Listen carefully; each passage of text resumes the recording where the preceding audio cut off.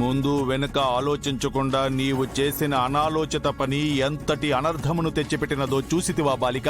అవును గుప్తా గారు, నేను తొందరపడి ఆయనలో ప్రవేశించకుండా ఉండుంటే ఈ పాటికి మనోహర్ గురించి ఆయనకి మొత్తం తెలిసిపోయి ఉండేది. తప్పు చేశాను.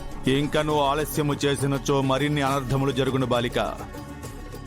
అది నీకును నీ కుటుంబమునకు మంచిది కాదు. ఏమంటున్నారు గుప్తా గారు? నీవు తక్షణమే మా లోకమునకు రావలెను. అనిన వెంటనే నీ శ్రాద్ధ కర్మలు జరగవలెను.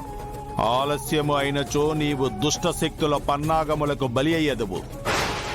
మరుజన్మ పొందక పిశాచివై ప్రేతలోకమును సంచరించెదవు. భయపెడతారంట గుప్తా గారు. వాస్తవము చెప్పుచున్నాను బాలిక. నీవు త్వరపడవలెను. నీ శ్రాద్ధ కర్మలను జరిపించుకొనవలెను. అప్పుడే నీ మరుజన్మకు మార్గము సుగమమగును. నీ పతిదేవుడు, నీ సహోదరి, నీ పిల్ల పిచ్చుకులు సంతోషముగా ఉందురు. కానీ నా చేతుల్లో ఏముంది గుప్తా గారు? అవన్నీ చేయాల్సింది వాళ్ళు కదా. వారితో నీవే చేయించవలెను. అందులకు నీ సహోదరి సహాయము తీసుకొనుము. నాగేనా? అవును. ఏ సహోదరికి నీవు పుత్రికగా జన్మించదవో ఆ సహోదరే నీ ఉత్తర క్రియలకు మార్గము వేయును.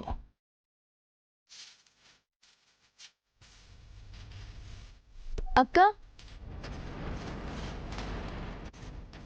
ఏంటక్క ఎలా చేసావు? నువ్వు ఆయనలో దూరకుండా ఉండుంటే ఈ పాటకి మనోహరిని ఇంటి నుంచి గంటేసేవాళ్ళం. అదే తప్పు చేశాను భాగి. ఆ విషయం వదిలే. నువ్వు నాకు సాయం చేయాలి. ఏంటక్క? ఎల్లుండి ఉదయం 9 నుంచి 11 లోపు మంచి గడియలున్నాయి. ఆ గడియల్లో నా అస్థికలు గంగలో కలిపితే వెంటనే నాకు మళ్ళీ జన్మొస్తుంది భాగి. బాలిక, ఆ ఘడియల గురించి మేము నీకు చెప్పలేదే. తన కూతురుగా పుడతానని చెప్పారు కదా, అందుకని. అటులైనా నీ సహోదరికి నీవు అసత్యము చెప్పుచుంటివా?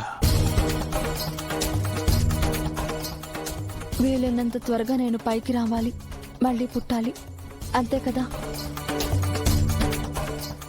ఎల్లుండే ఎందుకక్క? ఆ రోజు మంచి గడియలున్నాయని చెప్పాను కదా భాగి. ఇంత త్వరగా వెళ్ళిపోతావా అక్క?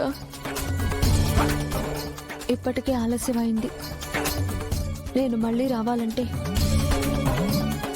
ఇప్పుడు వెళ్ళి తీరాలి. చిన్నప్పటి నుంచి నేను నీతో ఎక్కువ రోజులు గడపలేదు.